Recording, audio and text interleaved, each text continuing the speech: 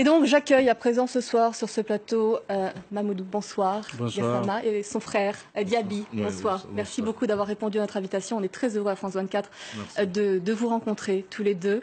Mamoudou, vous êtes devenu un héros en l'espace de quelques heures, en fait quelques minutes à peine, le temps de monter ces 4 étages. Ça a été filmé, c'est parti viralement sur les réseaux sociaux. Ensuite, comment tout d'abord vous vivez cette célébrité soudaine? Ouais, il est heureux, Oui. il est vieux, qui n'a pas passé. Et au bout de 2 jours, sa vie, il peut changer comme ça. Mais oui, puisque vous avez rencontré Emmanuel Macron, le président français vous a reçu, et donc vous allez être naturalisé. Et donc effectivement, votre situation change complètement en l'espace de quelques minutes. Ah, si. Et donc, à présent, cette rencontre avec Emmanuel Macron, comment est-ce que vous l'avez vécu? C'est quand même très impressionnant d'être reçu à l'Élysée. C'est incroyable qu'il n'a jamais imaginé qu'un jour, il peut voir le président de la République. Et surtout la République française. Et il est très content. Très content. Et surtout de regarder J à J et remercier. Et franchement, c'est un grand souvenir et pour nous. Diaby, vous parlez au nom de votre frère. Oui. Pourquoi ne parlez-vous pas? Parce que vous êtes fatigué. Exactement. Vraiment, si Même fatigué, aussi, voilà. qu'il ne voulait pas venir. Oui. J'ai dit, mais on a fait toute la télé. La scène Vous savez, vous êtes très regardé au Mali. Que c'est dans le monde entier. Donc la famille se besoin de regarder France 24 en Afrique. Donc ça sera notre dernière télé aujourd'hui. Je sais qu'il est très fatigué, mais on a fait tout pour venir à France 24. Merci infiniment en tous les cas d'avoir accepté de venir sur le plateau de France 24 et de clôturer cette journée avec nous. C'est vrai que nous vous posons toutes ces questions parce qu'avec l'acte que vous avez fait hier, on l'a compris dans les vidéos, on a compris que c'était spontané, vous vous êtes pas posé de questions, il y avait un enfant à sauver, vous étiez capable de monter, vous êtes monté le sauver, mais est-ce que vous vous rendez compte que cet acte inspire énormément de personnes en France, mais dans le monde aussi? Bon, là, bon, vraiment, je suis sorti avec un ami et ma copine. Voilà, on voulait aller regarder le match de finale de Ligue des Champions. Voilà, là, on est allé au restaurant, on a commandé, et au grec, on a commandé les manger. Bon, on voulait manger, j'ai vu beaucoup de personnes qui sont en train de crier et la voiture qui est en train de klaxonner, voilà. Moi, je me suis sorti, je regarde, il y a beaucoup de monde, voilà. Bon, donc, je suis couru de traverser la route. J'ai un enfant de 4 ans, il voulait se jeter. Bon, donc, je suis couru pour traverser la route pour aller le sauver. Et Dieu merci, j'ai le sauvé, voilà. C'est ça. Et vous vous êtes rendu compte de l'ampleur de ce que vous aviez accompli une fois que vous étiez tout en haut avec cet enfant à côté de vous? Vous vous êtes rendu compte que c'était héroïque, c'était impressionnant? Si là, après les policiers ils sont venus, ils nous ont ramenés à un appartement. Et là, j'ai commencé à trembler. Voilà. Oui, parce qu'effectivement, c'est très impressionnant. Vous pensez qu'en temps normal, vous auriez été capable de monter 4 étages comme ça? Là, j'ai commencé quand j'ai attrapé la porte. Et je suis arrivé à attraper la balcon aussi. Ça me donne courage de monter de plus. Voilà, là, je pense, voilà, je peux monter. Et voilà, j'ai arrivé pas à tomber. Voilà. Dieu merci, Dieu m'a aidé aussi. Voilà. On l'a évoqué dans le reportage d'Alexandra Renard. Donc, vous êtes arrivé en France après un trajet extrêmement compliqué. Vous êtes passé par le Niger, par la Libye. Si. Pourquoi la France était un objectif pour vous?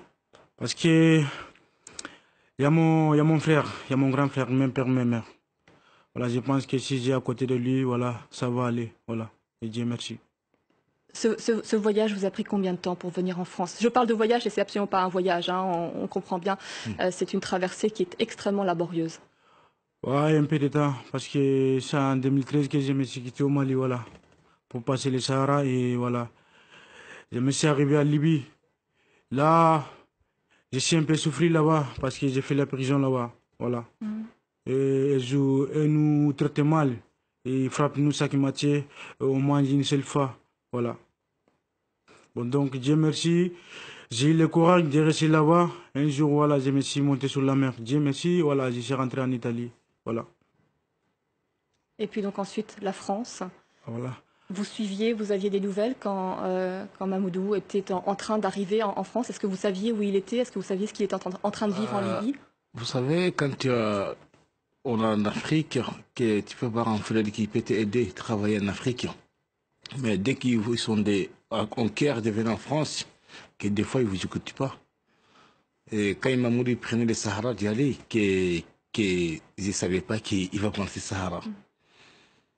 Moi, un jour, je me rappelle bien, je ne sais pas c'est quel mois, et c'était un jeudi que j'ai reçu un coup de fil qui dit votre frère qu'il est arrivé en Italie.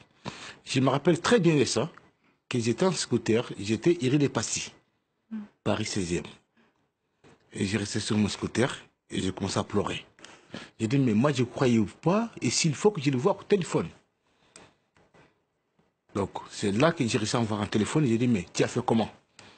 Il m'a dit, mais si on vous dit qu'on va venir, vous lui direz non. Ouais. C'est là que ça m'a touché beaucoup. En même temps, Mamoudou, là, il y a beaucoup de Maliens qui suivent votre histoire, qui vous ont écouté, qui sont extrêmement fiers de vous et qui voient qu'aujourd'hui vous êtes naturalisé. Ça leur donne un espoir. Ils se disent peut-être qu'en France, et si on a un acte de bravoure, on va être naturalisé. Si. Le président Macron a dit que ce ne serait pas le cas. C'est parce que vous étiez exceptionnel que vous aviez ce traitement exceptionnel. Qu'est-ce que vous pouvez dire aujourd'hui aux jeunes Maliens qui pensent faire ce trajet que vous avez vécu, qui est extrêmement difficile et très dangereux? Merci. Voilà.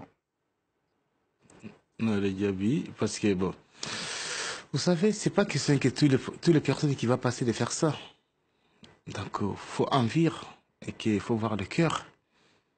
Des fois, tu veux commencer, que de faire bien, que ça peut être le mal. Mais moi, je félicite aussi les petits qui l'ont tenu très longtemps. C'est vrai que mon frère, il a escaladé, de monter. Mais il faut que les bébés aussi, qu'il ait un cœur de tenir. Oui. Là, vous revenez effectivement sur ce qui s'est passé hier. C'est vrai que cet enfant est exceptionnel par sa force. Hein. Il a réussi à tenir. C'est là que j'ai passé à la première image que je l'ai vue. J'ai dit, mais c'est vrai que mon frère a travaillé. Ouais. Je regarde la première image, c'était la même jour à la nuit, à la police qui m'a montré l'image. J'ai passé d'abord le petit qui a tenu comme ça. Il n'a pas paniqué de laisser vraiment qu'on a eu la chance. Oui, cet enfant est admirable aussi.